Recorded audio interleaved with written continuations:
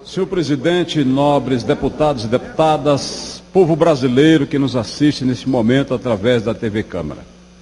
O que me faz chegar aqui, senhor presidente, a essa tribuna nesse dia, e já deixando registrado meu repúdio e indignação, como também dos 185.870 eleitores que aqui represento, é exatamente uma matéria publicada por Tiago Chagas em 14 de agosto de 2013 na revista online G Notícias, o qual passo a ler na íntegra e já fazendo minhas críticas e ponderações. O deputado federal e ativista gay Jean Willis, do PSOL do Rio de Janeiro, voltou a atacar o que qualifica como fundamentalismo religioso cristão e disse que as igrejas evangélicas se organizaram de maneira a substituir o Estado, comparando-as ao narcotráfico e milícias. Deputado Padre Luiz Couto, há poucos minutos o senhor falava aqui sobre as ações das milícias que têm causado terríveis danos à sociedade onde elas existem. Lamentavelmente temos que assistir um parlamentar desta casa equiparando as igrejas evangélicas, organizações evangélicas, como milícias e narcotráfico. Tudo porque nós, por princípios cristãos e bíblicos, direito constitucional, não aceitamos concordar com o que defende o movimento ativista homossexual. Esse deputado faz colocações terríveis nesse seu discurso. Foi registrado na revista do Centro Feminista de Estudos e Assessoria, a chamada C-Fêmea.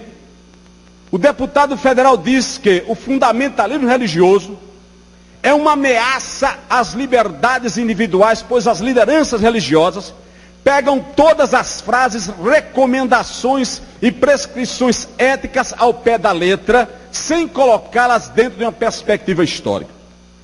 Segundo Willis, a pregação cristã contra a homossexualidade é um tipo de ameaça às liberdades individuais.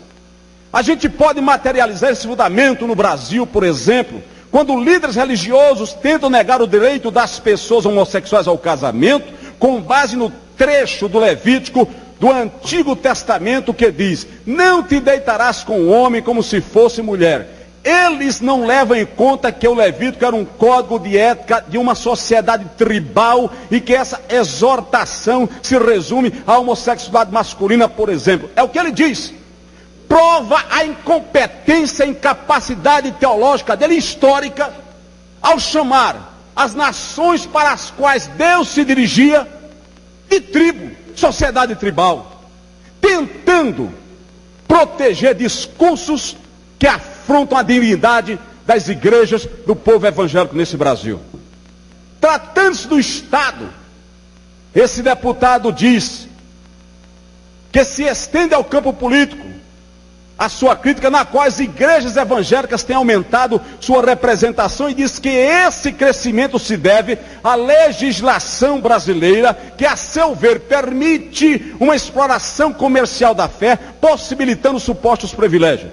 Ainda diz: no Brasil, o fundamentalismo cristão se organizou primeiramente economicamente, graças a um dispositivo constitucional que dá imunidade fiscal às igrejas. Significa que, na prática, elas não pagam impostos pela exploração comercial da fé. Senhoras e senhores, povo cristão e evangélico desse Brasil, fé é algo pessoal. É diferente do dar de espontânea vontade ou contribuir com qualquer instituição religiosa. Ele diz que as igrejas não pagam impostos por comercializar a fé. Isso não é verdade. Ninguém comercializa a fé. Se alguém doa para as igrejas, eles doam de livre e espontânea vontade. É a questão pessoal de cada um, já que ele exige que se respeite a ele como pessoa e aos seus seguidores como pessoa, que nós evangélicos também sejamos respeitados em tudo o que fazemos. O direito é igual para todos. Depois, politicamente, diz ele, elas começam um movimento que vem de periferia para o centro. E diz que os pastores foram se elegendo vereadores, depois foram elegendo deputados estaduais e por fim deputados federais. E diz mais, assim foram constituindo bancadas cristãs e bancadas religiosas nas diferentes classes legislativas. Isso é uma forma da qual ele agride a dignidade de nós evangélicos. Não houve estratégia para começar com vereador, começar com deputado estadual e depois deputado federal. Esse que aqui fala nunca fui político, nunca fui vereador, nunca fui deputado estadual. Interessante é que ele, que diz representasse ou representar um segmento da sociedade, que por sua vez representa muito mal, por desrespeitar os evangélicos desse país, lamentavelmente, ele defende a afronta à família. Nós, deputados evangélicos aqui, defendemos a família, defendemos a moral, os bons costumes. E o que é que ele defende aqui? Defende a pornografia, defende a legalização das drogas, defende a legalização do aborto, defende o uso discriminado da maconha. É isso que ele faz aqui, usando o mandato para isso, desrespeitando os evangélicos nesse país. Por outro lado, de onde ele veio? Veio de um programa pornô que existe na Rede Globo, denominado de Big Brother, que o promoveu. Chegou aqui com ínfimos votos e agora quer agredir a comunidade evangélica no Brasil. E como se não bastasse, agora agredir os deputados federais que aqui estão. Enquanto ele chegou com 13 mil votos aqui, 185 mil eleitores me colocaram aqui. Me colocaram para defender princípios da família, da moral, da fé e dos bons costumes.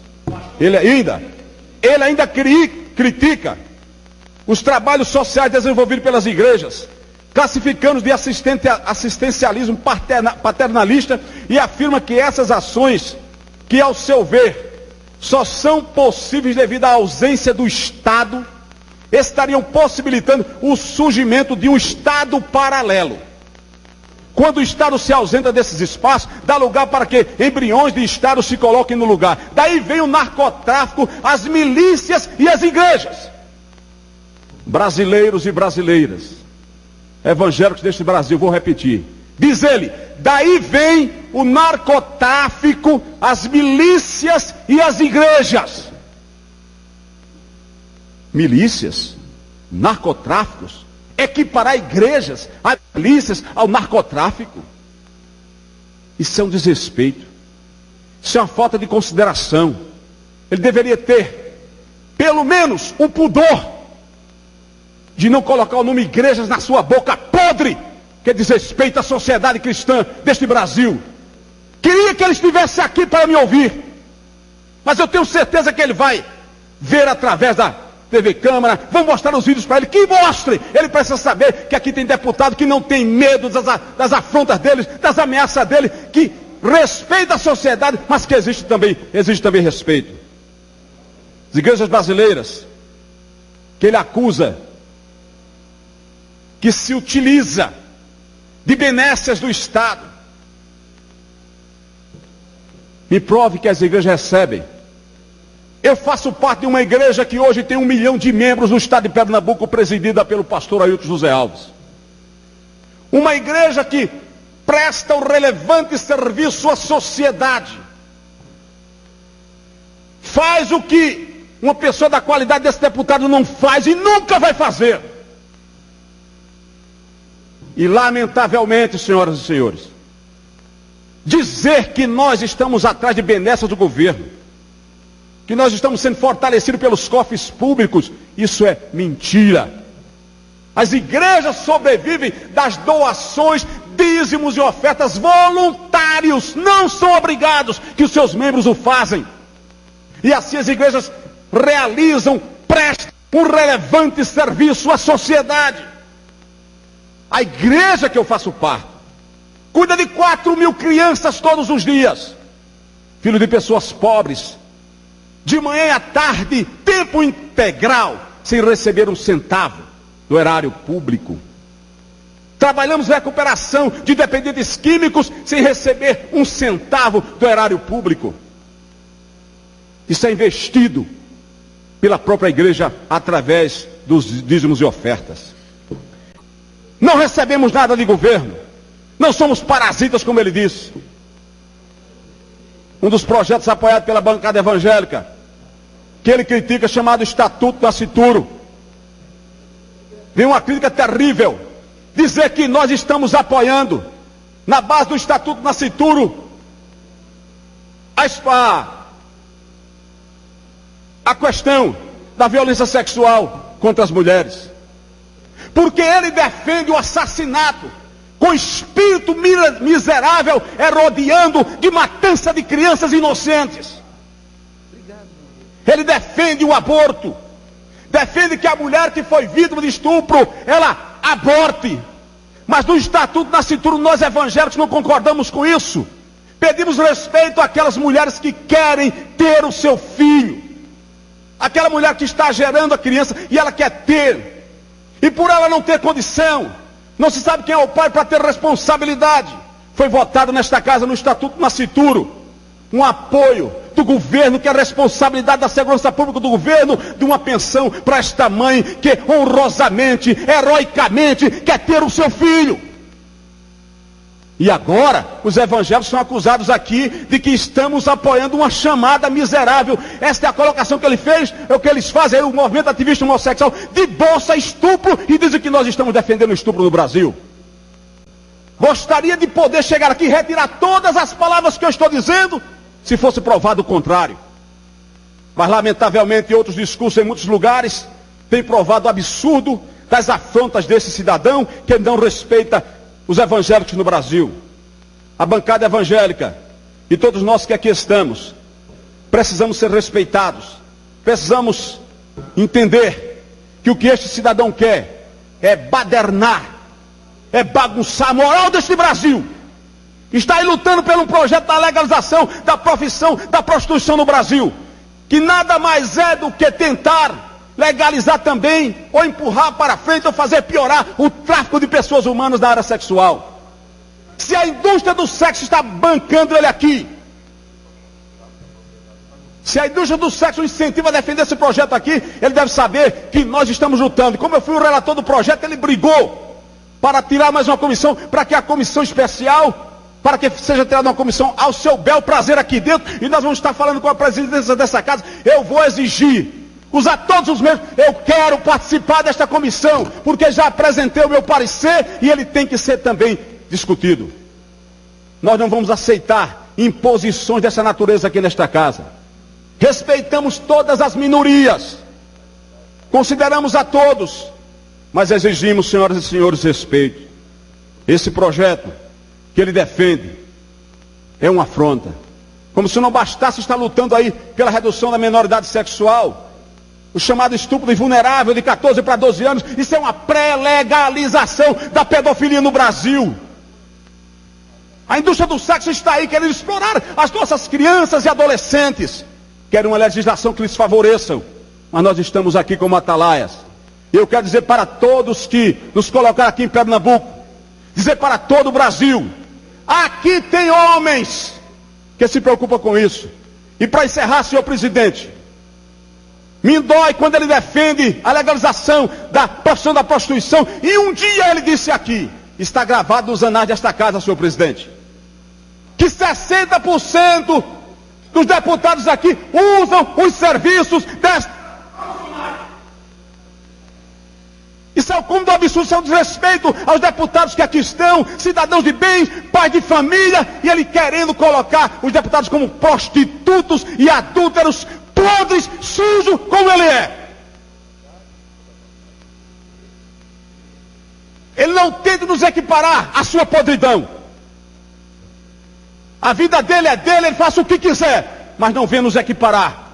Eu não sou prostituto e não sou adúltero da qualidade, não sou da qualidade dele.